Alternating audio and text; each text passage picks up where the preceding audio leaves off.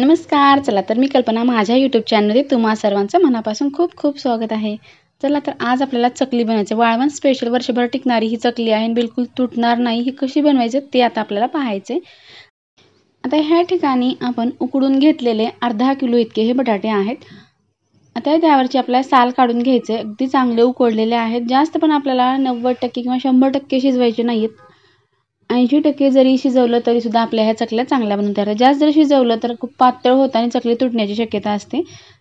आता ह्या ठिकाणी पूर्ण आपण बटाट्याची साल काढून घेतलेली आहे. साल काढून झाल्यानंतर आपल्याला खिसणीने खिसून घ्यायचं किंवा मॅशरने मॅश करून घेतलं तरी चालते. गुठळ्या राहणार नाही त्याची आपल्याला काळजी घ्यायची, जे की शेवग्यामध्ये अडकणार नाही.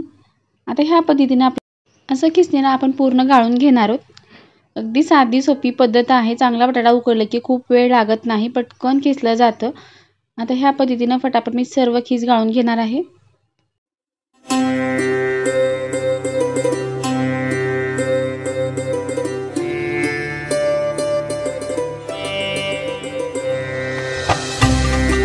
इतका आपला आता बटाट्याचा खीस निघालेला आहे आणि साबुदाणा जो आहे तो पाव किलो घेतलेला आहे. रात्रभरासाठी हा भिजत ठेवलेला होता.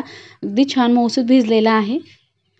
आता साबुदाणा आपल्याला अख्खा असाच नाही घालायचा. त्यामध्ये 1 वाटी इतका आपण साधंच पाणी टाकून घेतलेलं आहे. आता ह्यामध्ये आपण इथंच लाल तिखट टाकलेलं आहे 1 चमचा इतकं. पाऊण चमचा आपल्या ठिकाणी मीठ टाकायचं किंवा शेंगदाणा टाकलं तरी सुद्धा चालते.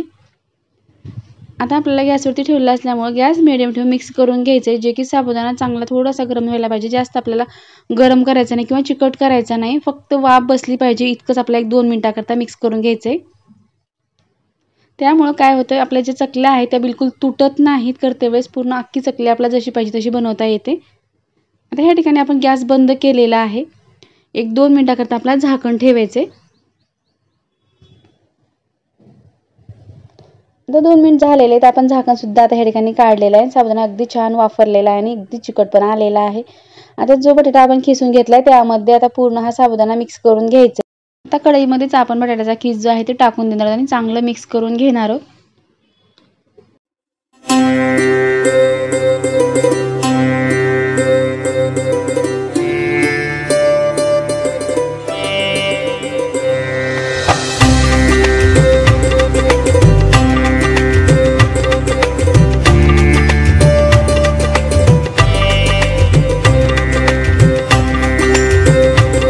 थोडंसं गरम असल्यामुळं आपण चमच्याच्या सहाय्यानेच पूर्ण मिक्स करून घेतलं आणि व्यवस्थित मिक्स सुद्धा झालेला आहे. तुम्हाला मिक्स नाही झालं वाटलं तर हाताने सुद्धा मिक्स केलं तरी सुद्धा चालते. आता ह्या ठिकाणी आपण शेवगा घेतलेला आणि चकलीची प्लेट टाकलेली आहे. चमच्याने आपण सारण भरून घेणार आहोत. आता सारण पूर्ण असं भरून घ्यायचं आहे. आपल्याला चकल्या टाकून घ्यायच्या आहेत. आता ह्या ठिकाणी मी घरातच तुम्हाला ओट्यावरती एका ताटामध्ये चकल्या बनवून दाखवते आणि नंतर आपण ह्या 10 मिनिटानंतर उचलू सुद्धा आपण ह्या उन्हाला ठेवू शकतो. उचलते वेळेस सुद्धा बिलकुल ह्या चकल्या तुटत नाहीत. सर्वात सोपी पद्धत आहे. एक वेळेस नक्की ट्राय करा. वर्षभर ह्या चकल्या आपण स्टोअर करून ठेवू शकतो आणि उपवासासाठी खाण्यासाठी आपल्या चकल्या तयार होतात. आता ह्या ठिकाणी आपण इतक्या चकल्या बनवल्या. आता दुसऱ्या चकल्या ज्या आहेत ती मी खाली पॉलिथिन मोठी अंथरलेली आहे त्यावरती आता टाकून देणार आहे. ज्या पद्धतीने आपण ताटात टाकलं त्याच पद्धतीने आपल्या पॉलिथिनवरती सुद्धा टाकून घ्यायचे. अगदी जितकी मोठी साईज हवी आहे तितक्या मोठ्या साईजमध्ये आपण ह्या चकल्या बनवू शकतो. बिलकुल ह्या चकल्या तुटत नाहीत.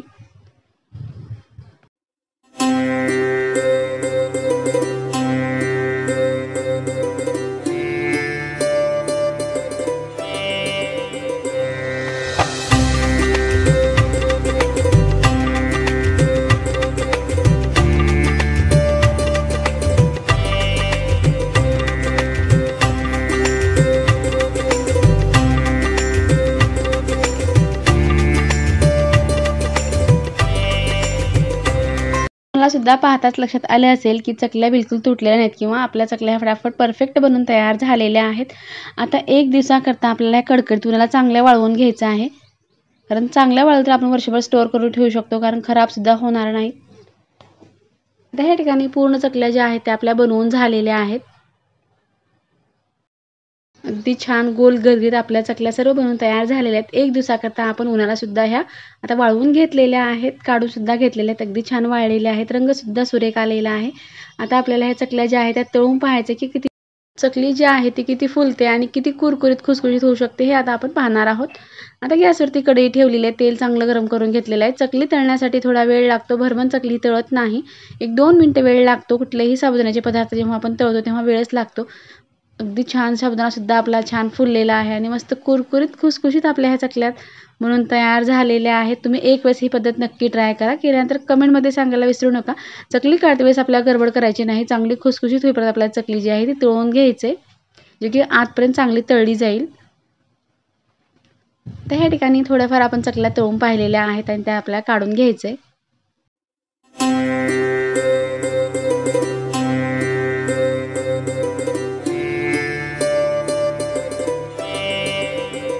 इतक्या आपण चकल्या तळून घेतलेल्या आहेत. आणखीन चकल्या हे थोड्या गरमच आहेत, इतक्या थंड झालेल्या नाहीत. तरीसुद्धा छान खुसखुशीत चकल्या ह्या झालेल्या आहेत. तुम्ही एक वेळेस नक्की ट्राय करा किंवा वळवण्याचे तुम्हाला कुठले पदार्थ पाहिजेत ते सुद्धा कमेंट करून सांगा. नक्की दाखवण्याचा प्रयत्न केला जाईल. किंवा चॅनलवरती नवीन असेल तर प्लीज चॅनल लाईक करा, शेअर करा, सबस्क्राईब करा. जेव्हा मी असे नवीन व्हिडिओ बनवेल सर्वप्रथम तुम्हाला पाहायला भेटतील. व्हिडिओ पाहिल्याबद्दल धन्यवाद. पुन्हा भेटूया नवीन रेसिपीसोबत.